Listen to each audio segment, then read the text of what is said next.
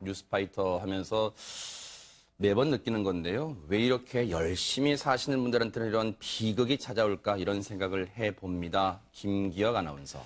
네, 택시를 잡으려고 차도에 서 있던 한 남성이 안타까운 사고를 당했습니다. 지난 2일 새벽 2시쯤에 발생을 했는데요. 영상을 보면서 설명해 드리겠습니다. 네, 빠르게 달리는 저 검정색 차량이 보이죠? 네. 짙은 색깔의 차량. 이 속도가 굉장히 빨라 보이는데 반대편 그러니까요. CCTV에서 무언가를 친 듯이 2차선 도로에서 살짝 1차선으로 방향을 변경을 합니다. 그러네요. 예, 무언가 친 것 같은데 저 노란색 동그라미 안에 보이죠? 예, 한 사람이 쓰러져 있습니다. 어허. 이 차량, 길가에 서 있던 이 남성을 치고 그대로 도주하는 장면까지 CCTV에 잡혔습니다. 세상에, 저 네. 때가 지난 2일 5월 2일이란 말이에요? 맞습니다. 새벽 네. 시간인가요? 네, 새벽 시간에 네. 이 운전을 하던 운전자가 술에 취한 상태로 운전을 네. 하다가 길가에서 택시를 잡던 이 남성을 치고 그대로 도주한 장면입니다. 저곳이 네, 어디쯤이에요? 이게 성동구 마장로. 마장로. 예, 마장동 쪽의 한 도로입니다. 네네. 지금 도주하는 장면도 보이고요. 아하. 네. 그런데 저렇게 CCTV에 찍힌 모습 보면요. 행인이 저 차에 치였고 도로 바닥에 지금 이 쓰러져 있는 상황이 고스란히 찍혀 있는데 김윤희 프로파일러님 중요한 건 저 뺑소니범을 잡아야 되잖아요. 네, 다행히 잡았습니다. 아, 그래요? 네, 현장에서요, 그 파편이요, 차량 파편이랑 목격자 진술을 통해서 차량을 네. 특정을 한 거죠. 아하. 그래서 CCTV 분석을 통해서 동선을 파악했는데요. 네. 그러니까 화면을 보시면 우측, 그 사고로 인해서 우측 안개등이 꺼져 있어요. 아. 파손이 되어 있어서 그 차량을 특정하면서 쫓아서 5시간 만에 검거를 하는데요. 아하. 그 피의자 A씨는 그때 자고 있었다고 합니다. 세상에 저런 천인 공노할 짓을 저지르고 자기 집에서 잠을 자고 있었다고요? 그런데 장 교수님, 저 상황 보면 사람을 치고 나서 아무런 구호 조치 없이 현장을 떠났습니다. 즉 뺑소니를 했어요. 이 사람 어떤 사람입니까? 운전자는? 뺑소니를 했어요. 그리고 20대 여성입니다. 음주 측정을 해봤더니 0.167% 어마어마하게 술 마셨어요? 마시고 적당히 마신 것도 아니고요. 어마어마하게 진짜 마신 거고요. 네. 불과 2~3시간 전까지 술을 마시고 본인 입장에서는 뭐 이 차량입니다. 네. 차 안에서 조금 잤다. 1시간 정도 잤으니까 괜찮겠지라고 변명을 했습니다만 술 마시고 1시간 잔다고 술이 깬다면 다 음주운전 하겠죠. 그리고 저렇게 안개등이 파손이 될 정도로 심한 그 부딪히는 게 있었다면 처음엔 또 이 여성이 사람을 칠 줄 몰랐다라고 변명을 했었거든요. 나중에 경찰에 추궁을 하니까 이제 사람인 줄 알았다라고 이야기를 했는데 네. 저 정도면 기본적으로 술이 아무리 취했어도 한 번쯤은 내려보는 게 사람이란 좀 생각이 저는 그러니까요. 들어요. 그럼에도 네. 불구하고 저렇게 지나치는 바람에 한 사람의 생명이 사라졌고 또 그와 네. 관련된 가족들이 큰 고통에 휩싸이게 됐고요. 일단 알코올 농도 0.167%가 나왔고 운전자는 스스로 맥주 2~3병 정도를 마신 것 같다라고 일단 진술을 했습니다. 혈중 알코올 농도 0.167%면요. 정말 엄청나게 시쳇말로 펌하셨어요. 0.167%입니다. 만만치예요. 만치도 아니고 만만치입니다. 그런데 운전대를 잡아요? 뉴스파이터 방송도 안 봅니까? 그렇게 뉴스파이터에서 음주운전은 다른 사람의 생명을 앗아갈 수 있는 살인행위라고 그렇게 얘기를 했는데도 여전히 대한민국에서 여전히 운전대, 술 마신 채 운전대를 잡는 사람이 여전히 있습니다. 박지훈 변호사님. 네. 술이 깬 줄 알았다는 게 무슨 말이에요, 이게? 말이 좀 안 맞죠. 2~3시간 걸쳐서 맥주 3병, 본인 진술입니다. 아마 더 마셨을 걸로 추정이 되고, 또 술도 세지 않을 것 같아요. 근데 본인이 회식 후에 차에서 1시간 정도 잠을 잤다고 합니다. 네. 잠을 자서 일어나 보니까 술이 깼다고 본인이 느끼고, 그때 이제 운전을 했다라는 거거든요. 네. 근데 1시간 정도 잤으면 네. 알코올 농도가 더 올라갑니다, 오히려. 아하. 그걸 떠나가지고 사실은 네. 술 마시면 그 시내고 이러니까 대리운전 같은 게 충분히 가능한데 네. 그럼에도 불구하고 만취된 상태로 음주운전을 했기 때문에 이런 사고가 발생한 것 같습니다. 네.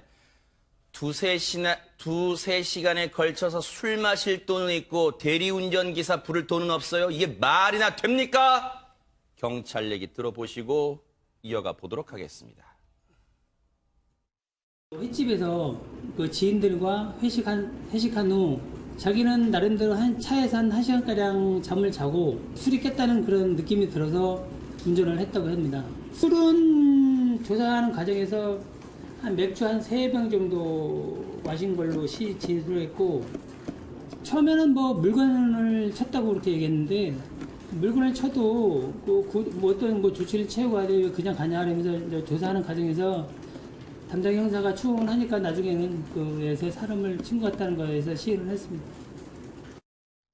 저렇게 현장에서 아무런 구호 조치 없이 도주를 했습니다. 뺑소니 한 거예요. 파렴치범이에요. 그런데 어떻게 경찰분들이 잡았냐면 저 목격자분이 있었을 거 아니에요, 주변에. 그리고 차량 파편, 현장에 떨어져 있었죠. 앞서 그 차량, 검은색 차량이 앞에 보면 안개등 부위가 유리가 떨어져 나갔습니다. 플라스틱 부분이. 그러면 현장에 당연히 증거가 남아있겠죠. 그런데 중요한 건 현장에 증거는 있지만 과연 저 사람 잡아야 되잖아요. 그래서 이 경찰이 성동구청 CCTV 관제센터 직원 3분과 그리고 경찰 1분이 CCTV를 눈이 빠지도록 다 살핀 거예요. 그래서 저 사람을 특정할 수 있었는데 5시간 만에요.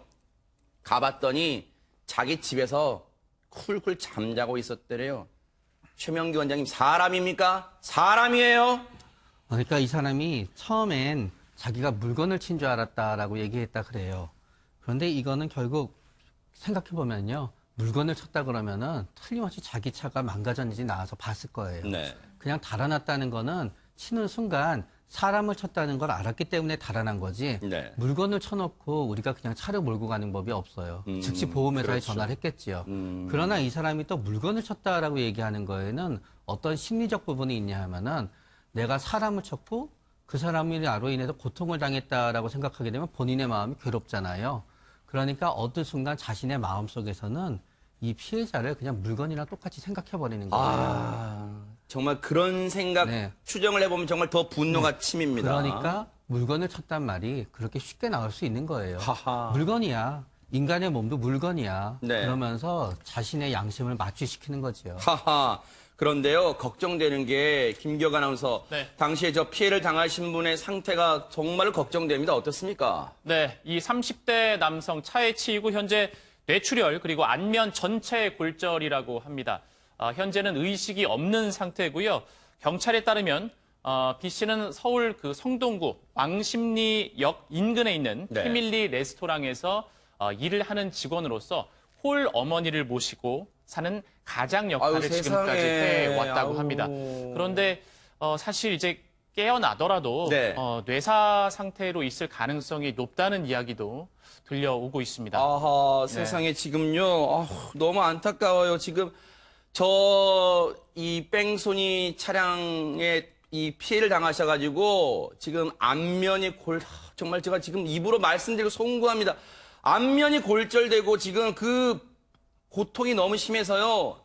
의식을 찾았다, 깨어났다, 잃었다를 반복했대요. 근데 지금은요. 의식 불명 상태고 의료진 얘기로는, 그리고 경찰인 의료진 얘기를 들어봤겠죠. 혹시 깨어나더라도 지금 뇌사 가능성이 있을 만큼 부상이 심각하다고 합니다. 정말 한 가정이, 박지훈 변호사님, 네. 경찰 얘기처럼 한 가정이 정말 파탄난 위기에 처해서 이미 파탄 났어요, 지금. 났죠. 20대 여성 처벌이 엄할 것으로 생각이 드는데요. 지금은 뭐 특정범죄 가중처벌법상의 도주치상죄에 해당합니다. 1년 이상의 징역 또는 500만 원에서 3천만 원의 벌금에 처할 수 있는 범죄인데요. 네. 근데 중상을 지금 입었고요. 의식 불명 상태고 혹시나 또 안 좋은 결과가 있다 그러면 도주치사죄가 또 성립할 수가 있습니다. 그렇다면 5년 이상 무기징역에 처할 수도 있고요. 네. 또 위험운전치상도 성립할 수 있기 때문에 아마 구속이 될 가능성이 아주 높고요. 네. 중형을 피할 수 없고 또 민사상 책임도 져야 될 것으로 지금 보입니다. 김윤희 프로파일러님, 홀어머니를 모셨대요. 가장 역할을 했대요. 그런데 이 사고 소식을 접하고 지금 병실을 홀로 지키시는 이 어머니, 눈을 뜨지도 못하는 아들을 바라보면서 얼마나 지금 억장이 무너지고 지금 슬픔의 눈물을 흘리실까요? 네, 정말 안타까울 거라고 생각이 들어요. 작년에 12월 달에 윤창호법이 제정이 됐습니다. 음주를 하고 나서 사망에 이르게 할 때는 최대 3년에서 무기징역까지 한다는 처벌의 강화였었어요. 그리고 그러니까 다음 달이죠. 다음 달 25일부터 이 기준도 조금 다 강화됩니다. 면허 정지가 원래 0.05였는데요. 0.03으로 떨어지고 면허 취소도 0.1에서 0.08로 떨어집니다. 그렇지만 이 처벌을 강화한다는 것 자체가 미연의 이런 것들을 방지할 수 있는 근본적인 대책은 아닙니다. 맞아요. 일단 문제의식에 대한 변화가 필요한데요. 술을 마시게 되면 긴장이 완화가 되게 됩니다. 그렇기 때문에 괜찮을 거야 라는 마음들이 커지고요. 또 지인들도 같이 술을 먹을 때는 분명히 대리운전을 하게 하거나 이런 어떻게 보면 문제의식에 대한 그 변화가 있어야 이런 근본적인 해결책이 된다고 생각이 듭니다. 네.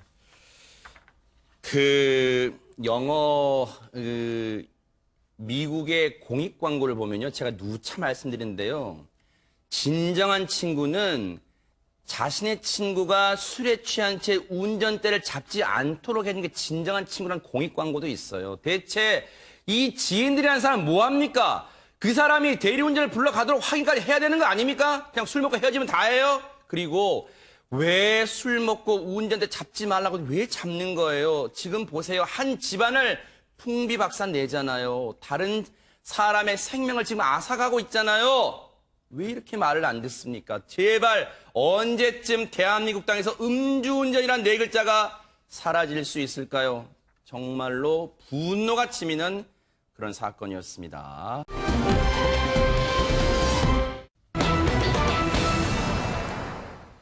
자, 우리한테는 최근에 강원도 대형 산불도 있었잖아요. 그런 어떤 충격, 그리고 지금 강원도 분들은요, 여전히 그 고통 속에서 헤어나오지 못하고 계세요. 그런데 이런 화재 관련, 산불 관련 또 사건이 있었습니다. 김기혁 아나운서. 네, 강원도 양구군의 한 야산에서 산불이 발생을 합니다. 영상을 보면서 설명해 드리겠습니다.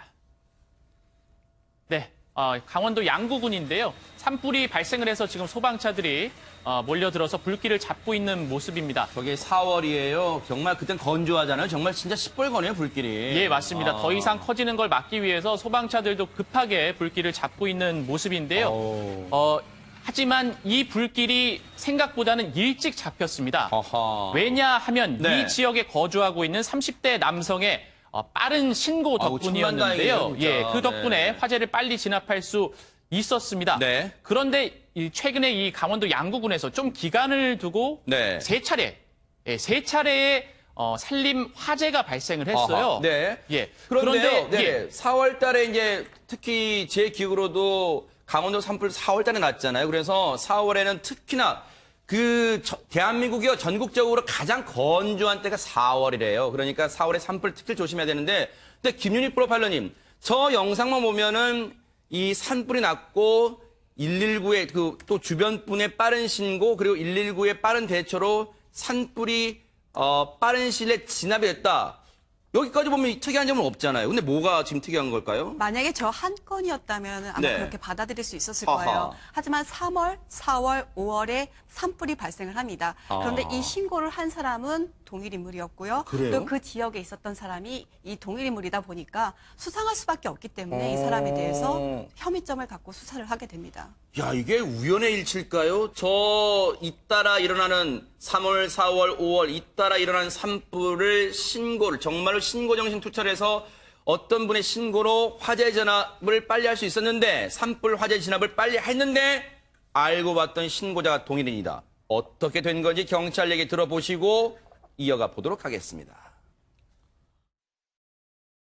화재가 비슷한 시간에 화재가 그 외진 곳에서만 세 곳이 났어요. 근데 그 신고자를 보니까 다 동일한 사람이에요. 동일한 사람이고 그 현장에 다 있었고, 그래서 또 의심이 갔었죠. 그리고 산불 크기가 많이 탄 것도 아니고 조금 타다가 말고 했으니까.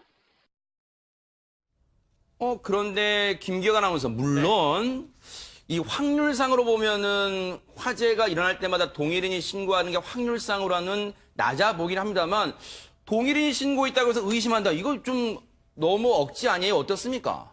그런데 사실 이게 한 달 간격 3번을 발생했는데 네. 그것도 지역이 좀 다릅니다. 아, 그래요? 예.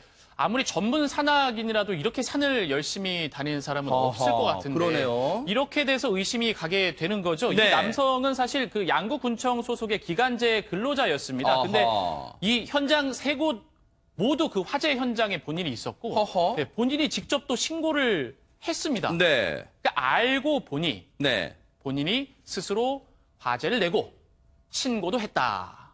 본인이 산불을 낸 거예요? 본인이 산불을 냈습니다. 내고서 본인이 또 전화를 한 거예요. 허허. 산불이 났습니다. 얼른 와주세요. 허허. 네. 아니, 박지훈 변호사님. 네. 이게 무슨 황당한 일에 왜 그랬대요, 그러면? 당황스럽습니다. 네. 본인이 3번이나 스스로 화제를 낸 후에 본인이 3번이나 신고를 했던. 저희는 여기까지만 듣고 그냥 칭찬해 드리려고 했는데 지금 무슨 칭찬하려고 일이에요, 했는데 진짜. 네. 칭찬이 아닙니다. 어허. 범행 동기가 있습니다.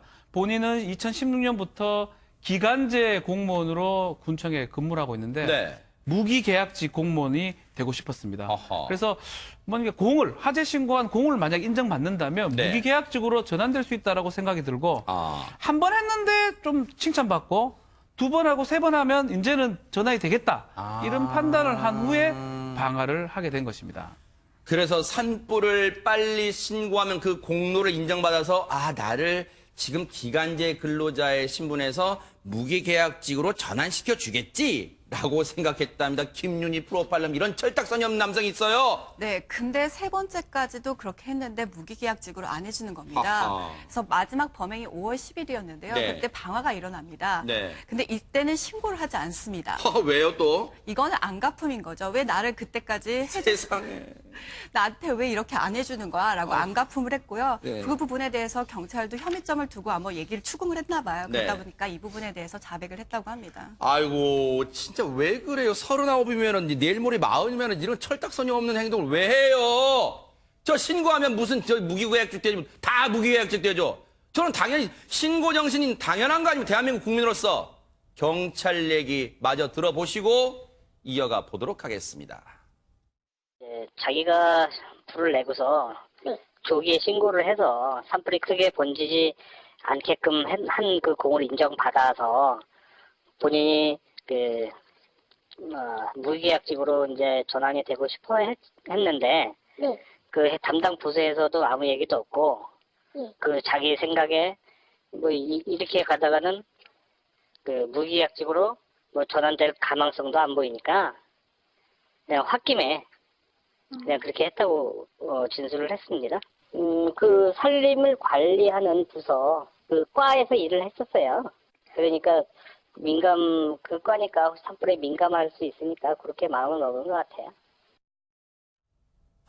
물론 그 심정은 충분히 이해돼요. 요즘 뭐 우리 사회가 이제 뭐 정규직 전환도 뭐 그런 게 사회 이슈잖아요. 그런데 무기계약직 이 신분에 집착했다고 볼 수 있는 이 남성. 근데 실제로 장 교수님 팩트 체크 차원에서 이 공익 신고 같은 거 많이 하면은 이런 산불 신고 많이 하면 이거 무기계약 기간제 근로자에서 무기계약직으로 전환될 수 있는 거예요? 그러면 제가 지금 그렇다라고 하면 전국에 산불이 엄청 많이 날 것 같아요. 세상에 진짜 그럴 수 있어요. 지금 3번이나 산불이 났잖아요. 3번 다 이 사람이 신고를 했는데 네. 무기계약직이 안 됐잖아요. 이것만 보면은 일단 그런 건 말이 안 된다라는 걸 알 수가 있고 실제로 이 남성이 이 구청 측에다가 물어본 적이 있대요. 상을 받으면 무기계약직이나 이런 데로 전환될 때 혹시 가점이 있느냐, 플러스가 있느냐라고 했는데 그때 아니다라고 이제 이야기를 해줬다라는 거예요. 근데 네. 이 남성은 관련된 일에 그곳에서 일을 했었었고 그리고 이렇게 때로 우리가 TV를 보면 뉴스에 정말 이렇게 큰 공로를 세운 분들이 예를 들어 뭐 기간제였거나 비정규직이었을 때 그 공을 인정받아서 회사 차원에서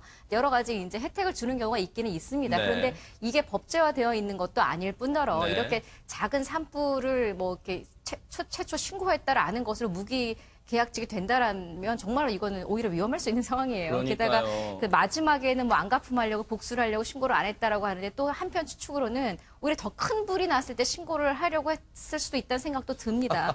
더군다나 이 사람이 그냥 계약직, 그냥 기간제로 들어와서 뭐 1, 2년 있다가 무기계약직으로 전환될 가능성이 있는 현재 업무도 아니었었고요. 네. 사업별로 아주 단기간으로 그 채용을 하는 기간제였기 때문에 사실상 무기계약직으로 전환되는 대상 자체가 아니었었기 때문에 네. 공을 인정받은들 뭐 다른 회사에 취업을 하거나 면접을 볼 때 뭐 가점이 있을 수는 있겠습니다. 네. 면접관에 따라서 이 자체만으로 무계약직으로 전환되지는 않습니다. 절대 이건 아닙니다. 그러니까 절대 이거 따라하면 안 돼요. 그런데요, 이 사람은 설령 공무원법에 그런 규정이 있다라도, 지자체 규정에 그런 게 있다 하더라도요, 이 사람은 무기계약직 전환시켜주면 안 돼요. 보세요. 앞서 이 사람이 어떤 일을 하는지 그 시즌 좀 보여주세요. 보면요, 산림청에서 근무했대요. 그 군청 산림과에서 근무했대요. 해당 군청 산림과. 그런데 그 특정 업무를 보세요. 묘목을 기르는 업무 담당하는 묘목이 뭐예요? 큰 나무가 되는 밑거름이잖아요. 이번에 강원도 산불 나가지고, 대형 산불 나가지고, 지금 이분들이 뭘 걱정하시는 줄 아세요? 그 민둥산이 돼가지고, 여름에 이제 비가 많이 내리면 산사태 날까 봐 지금 걱정하는 거예요. 그런 묘목 기르는 업무를 담당하는 사람이 산불을 내요? 최명규 원장님? 저는 이 사람이 말로는 이런저런 핑계를 대지만 사실은 이 사람의 목적 자체는 산불이었다고 생각이 됩니다. 그러니까 산불 진화대에서 일을 한 것도 어떤 의미에서 산불을 진화하기 위해서 일을 한 것도 맞지만 산불을 가장 옆에서 구경할 수 있는 거거든요. 네. 그렇기 때문에 이 사람은 결국은 지금은 이렇게 얘기하지만 아마 저는 과거에 대해서도 물어봐야 될 것 같아요. 네. 결국은 산에 불을 내고 불이 나는 거를 보면서 본인이 거기에서 일정 부분은 굉장한 어떤 희열을 갖다 느끼는 부분이 충분히 있었을 것 같아요. 그래서 네. 그거를 쭉 갈망해 오다가 하지 못했는데 산불을 내면 혹시 신분이 전환될지 몰라라고 한 번 내니까 불이 확 나는 거예요. 네. 그 다음에는 좀 더 크게 내지요. 네. 그 다음에 좀 더 크게 내지요. 그리고 그 다음에 좀 더 크게 내면서 결국은 무기계약직이 내가 안 됐는데 이렇게 일했으니 산 너한테 복수하는 거야. 그렇게 되거든요. 아, 그런데요, 이 남성은요, 경찰 수사가 진행이 되자 군청에 사직서를 제출했대요. 박지훈 변호사님, 네. 사직서 제출했다고 해서 이 죄가 덮어질 수는 있는 건 아니잖아요. 상당히 큰 죄를 저질렀습니다. 방화죄긴 한데 산림보호법 위반입니다. 산림보호법 위반의 형이 상당히 높거든요. 만약에 보호구역에서 범죄를 저질렀으면 7년 이상 15년 이하, 그냥 산림을 훼손시켰으면 5년에서 15년 이상이 되기 때문에 15년 이하가 되기 때문에 지금 경찰에서는 산림보호법 위반으로 사직서는 사직서고 그러니까요. 구속을 시켜버린 네. 상황입니다. 그런데요, 김기혁 아나운서 이런 생각도 들어요. 이 사람이 홧김에 범행을 하잖아요. 그런데 이 사람이 얼마나 형을 받고 나올지 모르겠습니다만 나와서 혹시 홧김, 욱하는 범죄 할까 또 걱정되긴 해요. 맞습니다. 계획적으로 이렇게 또 산불을 냈다면은 처벌을 받고 나서도 또 재범을 할 수 있겠죠. 그래 우려가 있잖아요, 진짜. 예, 네. 맞습니다. 또 이번 사건으로 인해서 불이 커지지 않았길 다행이지 사실 산불이 커지면은 국가 재난 수준이 될 수 있거든요. 그렇죠. 예, 이번에 강원도 네. 산불을 보셨듯이 네. 이 사람 뭐 무기 계약을 바랬지만 무기 징역이 될 수도 있겠습니다. 아, 이건 네. 진짜 좋은 편이에요. 맞아요. 네. 정말로 산불은 중범죄입니다. 화재는 중범죄예요. 정말로 한때 잘못된 판단이 자신의 인생을 정말로 망치지 않았나 그런 생각을 해봅니다. 자승자박이에요. 그런 생각을 해봅니다.